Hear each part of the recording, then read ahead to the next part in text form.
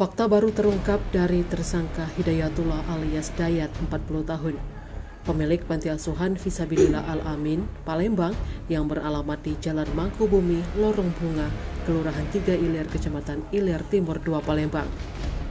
Setelah ditetapkan sebagai tersangka oleh penyidik Polrestabes Palembang atas kasus kekerasan terhadap anak-anak panti asuhan miliknya. Ternyata dari hasil pemeriksaan kesehatan, tersangka Dayat positif mengidap penyakit HIV. Kapolrestabes Palembang Kombes Pol Muhammad Ngajib didampingi Kasat Reskrim AKBP Haris Dinza bersama Kadit PPA Ibda Cici Maretri Sianipa membenarkan dari hasil pemeriksaan di RS Bayangkara Mohasan Palembang, pihaknya mendapatkan jika tersangka positif HIV atau AIDS. Dari hasil pemeriksaan kesehatan terhadap 18 anak panti asuhan, menurut Kombes Pol Muhammad Ngajib, hanya 1 orang anak panti yang hasilnya masih ditunggu.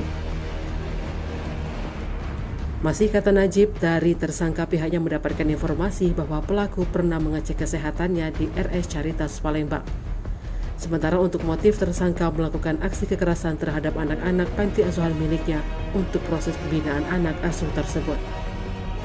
Atas ulahnya, tersangka sendiri terancam pasal 80 ayat 1 Undang-Undang Nomor 35 Tahun 2014 tentang Perlindungan Anak, Undang-Undang UU tentang perubahan atas Undang-Undang Nomor 23 Tahun 2002 tentang Perlindungan Anak dengan ancaman hukuman 6 tahun penjara. Tim Liputan Sumsel Update TV melaporkan.